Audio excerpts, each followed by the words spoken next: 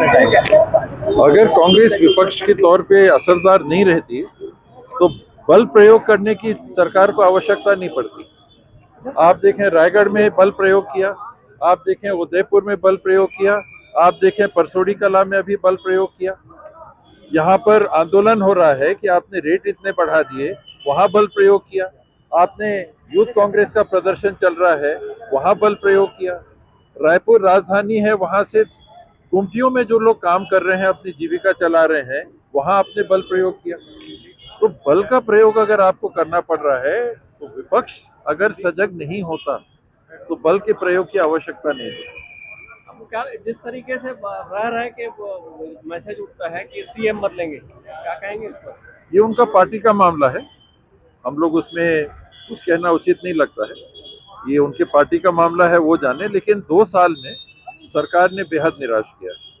SIR को लेकर क्या कहेंगे? एसआईआर एक अनावश्यक प्रक्रिया है। एसआईआर में आप कर क्या रहे हो? निर्वाचन आयोग कह रहा है कि हम काम कर रहे हैं। हम काम किसके माध्यम से कर रहे हैं? बीएलओ के माध्यम से कर रहे हैं। बीएलओ जाके फॉर्म दे रहे हैं और फॉर्म लेके आ रहे हैं और भरवा भी रहे हैं और पावती भी नहीं दे रहे हैं कि अगर गलती हुई है तो हमारी कोई जवाबदारी। जहां तक मैंने सुना पावती नहीं के बराबर दे रहे हैं, यहाँ मुझे जानकारी नहीं है, नहीं दे रहे हैं, यहाँ भी पावती नहीं दे रहे। तो अब फॉर्म भरने का या वोटर लिस्ट में नाम जुड़वाने का काम किसका है? निर्वाचन आयोग का। नागरिक तो कुछ नहीं कर रहा है, आप उससे बाबूगिरी करवा रहे हो। जो फॉर्म मेरे को पढ़ के भरने में दिक्कत जा रही है वो आप सामान्य नागरिक से भरवा रहे हो। निर्वाचन आयोग अपना काम मतदाता को दे रहा है और फिर कह रहा है कि हम चाहेंगे तो जोड़ेंगे, नहीं तो नहीं जोड़ेंगे। आपने फॉर्म अलग गलत भर दिया तो आप भारत के नागरिक नहीं माने जाओगे, आप मतदान देने के योग्य नहीं माने जाओगे। तो अपना काम निर्वाचन आयोग को करना चाहिए था और इन लोगों को परेशान करने की कतई आवश्यकता है। प्रदेश में नक्सलवाद को लेकर क्या कहना है? नक्सलवाद पे कार्रवाई जो सिलसिलेवार चालू हुई थी, अब वो अंतिम चरणों की तरफ बढ़ रही है और इसमें सफलता मिलती हुई दिख रही है।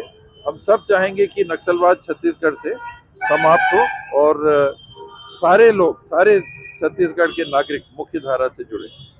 कुत्तों को लेकर जो बात हो रही है कि शिक्षकों को और सरकारी अफसरों को कुत्ते की गणना करने के लिए बधिया कदम के लिए लगा दिए गए हैं। जी, आप देख लें डबल सरकार की सोच। 2 साल में सरकार बच्चों की पढ़ाई को प्राथमिकता नहीं देती है, स्कूलों को बंद करती है, शिक्षकों को प्राथमिक शाला में एक हटाती है, एक शिक्षक माध्यमिक शाला में घटाती है और अब कह रहे हैं कि जो शिक्षक बचे हैं वो बच्चों को नहीं पढ़ाएंगे, कुत्तों की गिनती करेंगे।